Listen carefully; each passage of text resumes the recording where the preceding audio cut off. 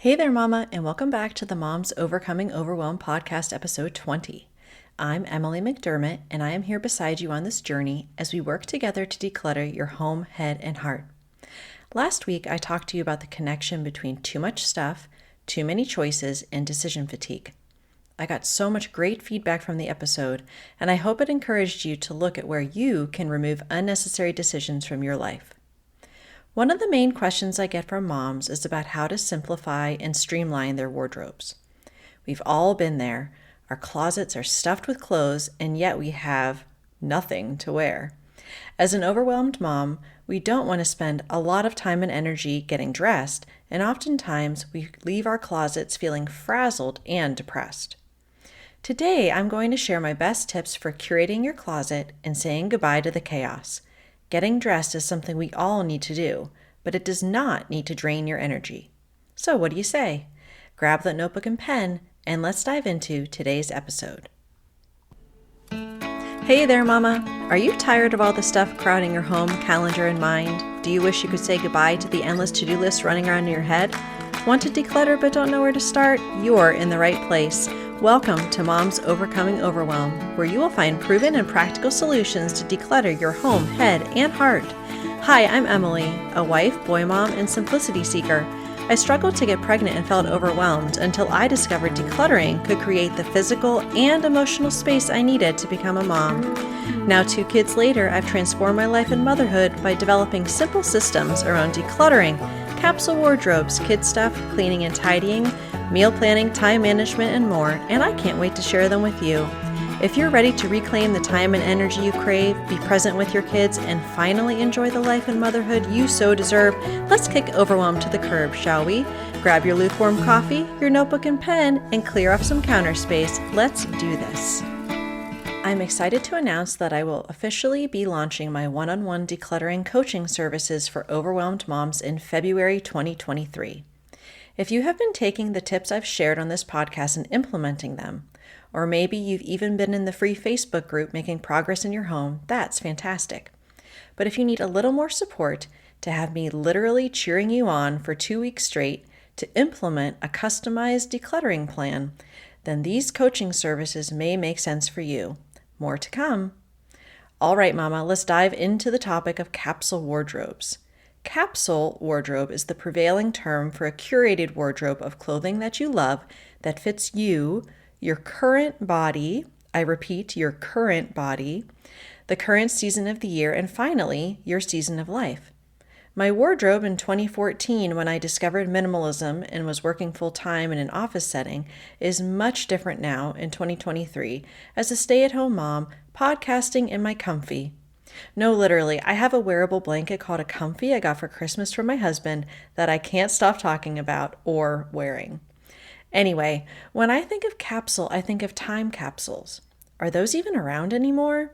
But it's a limited space, right? You fill it with the best of the best, what you want to represent the essence of that particular time.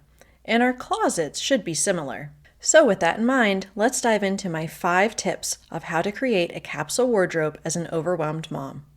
Tip number 1, start with what matters to you. Back in episode 3, we spoke about how knowing what matters to you is the lens by which we make all our decluttering decisions. When I look at my closet, here are the things that matter to me. I feel comfortable in my clothing, and I'm able to move around easily when playing with my kids. The colors look good on me. By the way, I'm not an affiliate, but I have used my color guru so that I know the colors that look best on me, and I use that to reduce my decision fatigue and overwhelm around buying clothing. The pieces go together with each other, both color and then also style. Black, gray, leggings, and jeans are my go-tos for day-to-day, paired with a simple top or a cardigan or sweater if needed. The last thing is something that you may not think about as something that matters, but I think it's the most important thing.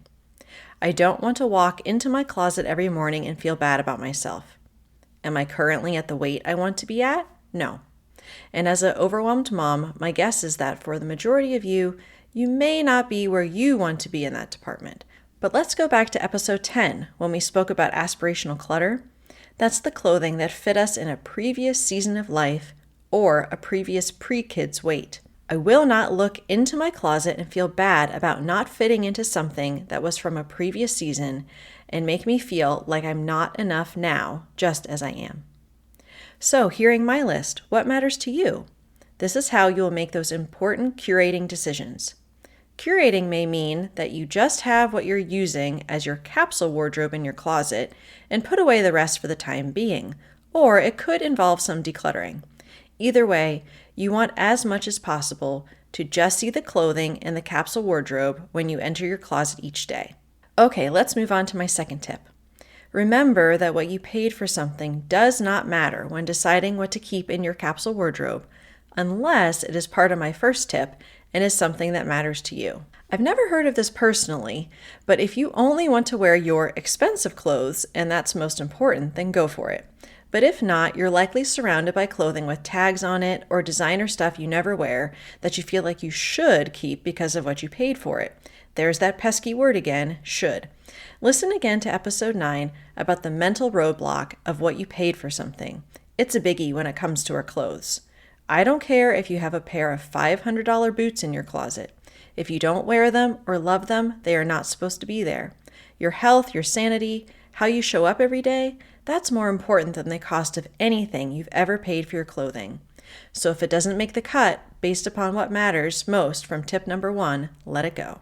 Tip number 3 is to remember that there are so many benefits to having a curated wardrobe, the biggest of which is reducing your decision-making first thing in the day. We spoke last week in episode 19 about the issue of decision fatigue, especially for busy and overwhelmed moms. The simple math tells us that less stuff means less decisions, and that means more energy for what matters in our day. Remember, every item you declutter is one less decision to make. So remember your why, and it will help you feel confident with less items of clothing. Moving right along to tip number 4, shop your closet first. A curated wardrobe should primarily come from what you have already. It is not an excuse to buy a bunch of new stuff.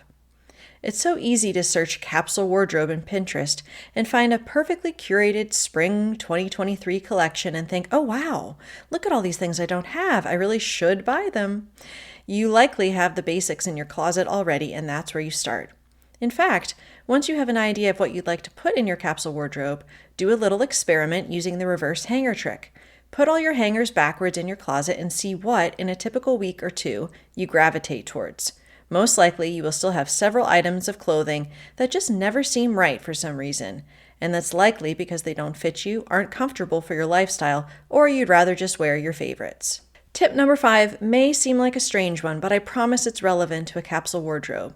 Consider making laundry a daily habit so you don't have to have as many clothes in your closet. I mentioned in episode 19 that I do laundry every day for myself and my family so I don't have to think about it. It's one less decision that I have to make. But the other benefit is that I don't have to keep as many clothes because of this habit. That goes for me, my kids, and my husband as well. Right now, for reference, I have about 4 pairs of jeans, 3 pairs of leggings, and honestly, I could probably get by with 2 to 3 pairs of jeans without a problem. I have a few fleeces, a few long sleeve shirts, and about 6 sweaters and 3 cardigans. Again, I probably don't need as many sweaters as I have because I gravitate toward a few favorites. It's not about the numbers, of course, but I am telling you this because it has made my life so much easier because of less decisions and less stress. And isn't that what it's all about? If you want some additional guidance on capsule wardrobes, I would highly recommend Project 333 from Courtney Carver.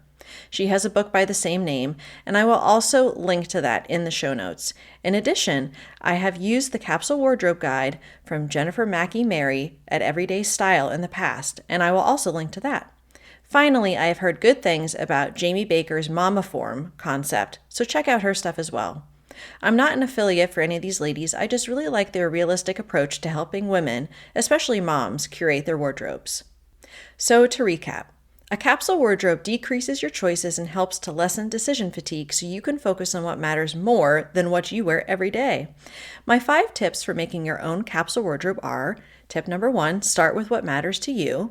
Number 2, don't get tripped up with clothes with the tags on it or how much you paid for something.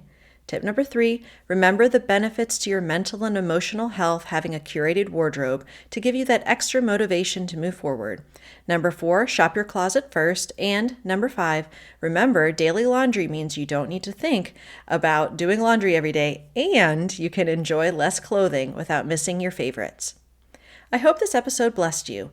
If so, please share it with a friend and feel free to join my free Facebook group at tinyurl.com/Moms Overcoming Overwhelm. Next week, I have a fantastic interview all about time management for overwhelmed moms with Jessa Ray from Caught Up in Motherhood. I'll see you next week. Bye for now.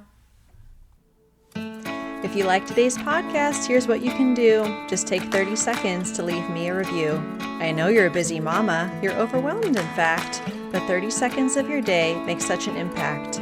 I'll be blessed by your words. They'll definitely make my day. And who knows, you might be entered for this month's giveaway. In Apple Podcasts, scroll down to write a review. Thanks so much for your time.